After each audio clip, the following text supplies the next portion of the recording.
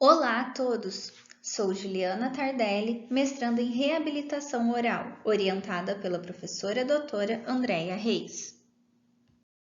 Hoje iremos abordar as revisões sistemáticas, que são muito utilizadas pelos clínicos pesquisadores para se manterem atualizados em seu campo, além de serem frequentemente utilizadas como ponto de partida para a elaboração de guias e diretrizes clínicos. Mas o que são? Elas são um método de síntese do conhecimento, a qual partem de uma pergunta e, como o próprio nome diz, utilizam de métodos sistemáticos e explícitos para identificar, selecionar e avaliar criticamente as pesquisas relevantes, a fim de agrupar essas informações e encontrar a melhor evidência científica sobre o assunto.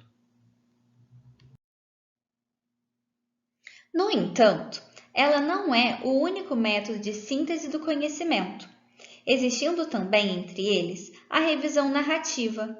Mas qual a diferença entre elas?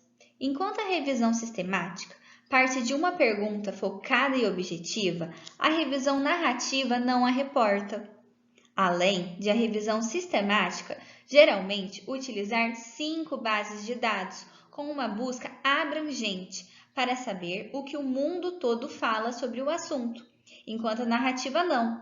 Cabe ressaltar que os estudos incluídos na revisão sistemática são selecionados de acordo com os critérios de elegibilidade definidos e explícitos, enquanto na narrativa o porquê desses estudos estarem não é explicado, sendo estes, na sistemática, avaliados quanto às suas qualidades, com criteriosas ferramentas, o que não ocorre na narrativa.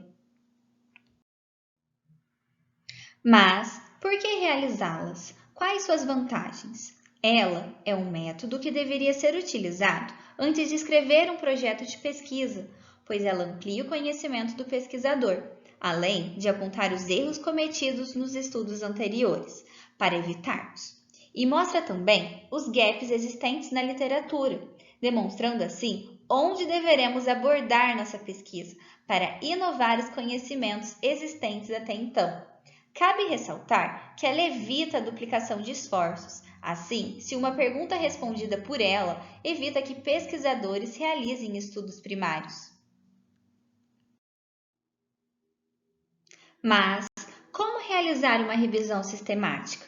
Tudo começa quando, em um grupo de pesquisa, o coordenador ou expert do assunto propõe um tópico a ser estudado e dele elabora uma pergunta, a qual deverá ser respondida na conclusão da revisão sistemática.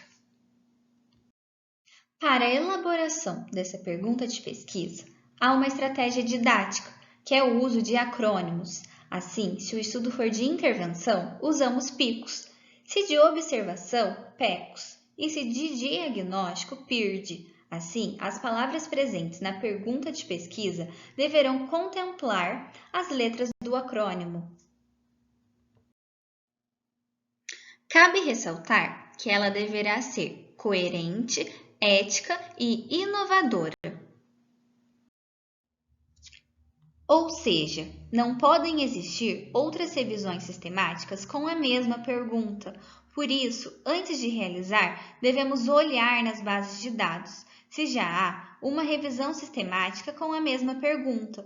E se houver, ela deixou algum gap que possa estudar e responder? Sua metodologia foi confiável? É recente ou antiga? Se antiga, podemos realizar outra. E também procuraremos no Próspero e no Open Science, que é onde são registrados os protocolos das revisões sistemáticas, pois pode ter alguma sendo desenvolvida.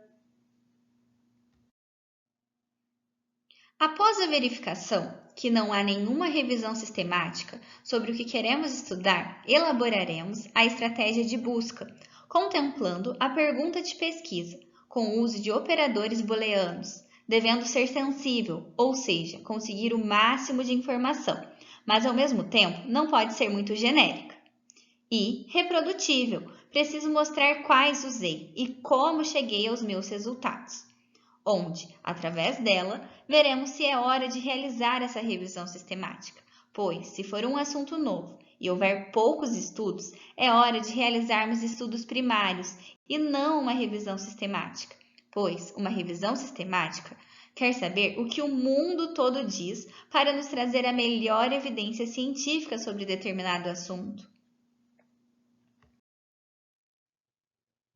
Assim, como tudo foi checado, posso elaborar a minha revisão sistemática. E como, em um projeto de pesquisa, que definimos primeiro o objetivo e os métodos a serem realizados, na revisão sistemática ocorre o mesmo.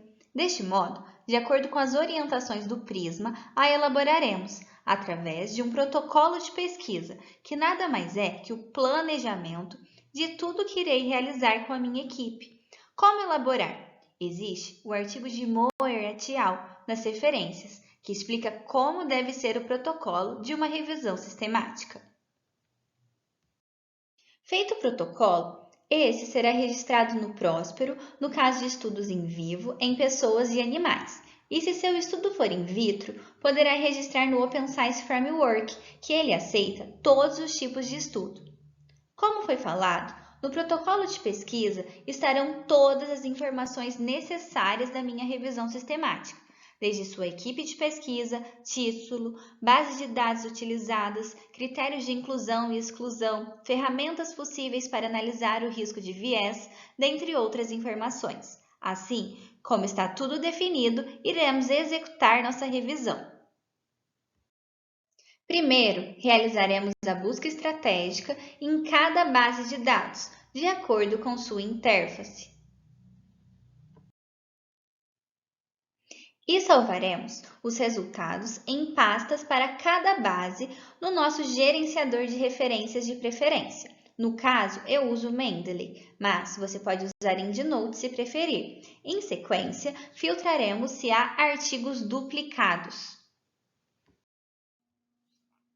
Após a remoção dos duplicados, exportaremos o resultado para o Ryan, que é um aplicativo da web, gerenciador de referências, no qual realizaremos o processo de seleção dos artigos. Cabe ressaltar que nele novamente iremos verificar se há artigos duplicados e, se houver, resolvê-los.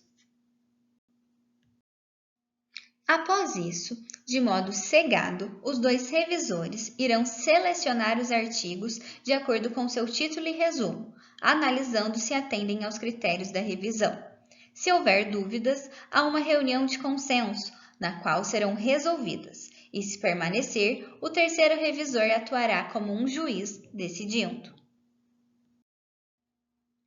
Selecionados os artigos na primeira fase, iremos para a segunda, que é a leitura na íntegra dos artigos selecionados na primeira fase e análise crítica destes, para ver se atendem aos critérios realmente da minha revisão sistemática.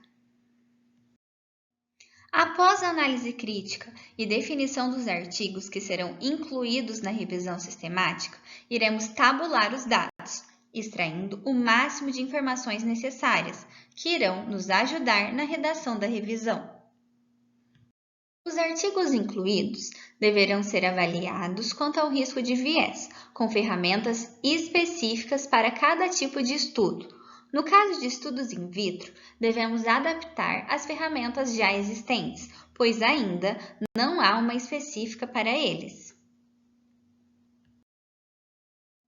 A próxima etapa será avaliar se os dados da minha revisão sistemática são passíveis de serem avaliados estatisticamente por meio de uma meta-análise, que nada mais é que a análise estatística da minha revisão sistemática. Se caso não possível, existe o artigo de Campbell et al., o SWIM, que contempla as diretrizes de como examinar os efeitos quantitativos de intervenções para as quais a meta-análise das estimativas de efeito não é possível ou não é apropriada, para pelo menos alguns resultados. Ele também está presente nas nossas referências. De acordo com os estudos incluídos na nossa revisão sistemática, deveremos avaliar se será possível declarar a certeza de evidência, que nada mais é que o GRADE, que avalia a certeza da evidência e força de recomendação de estudos clínicos e observacionais. Suas diretrizes metodológicas estão nas nossas referências. Após toda a fase metodológica sistemática concluída, iremos escrever a revisão sistemática, de acordo com as diretrizes do Prisma. E após concluída, iremos a disseminar, compartilhando o conhecimento adquirido, através de sua publicação no jornal que foi aceita e através de apresentações em congressos. Aqui estão todas as referências utilizadas para a elaboração desta aula. Espero que vocês tenham se apaixonado pelo mundo da revisão sistemática, assim como eu, pois os digo que é um caminho sem volta. Após a primeira, vocês nunca mais vão querer parar.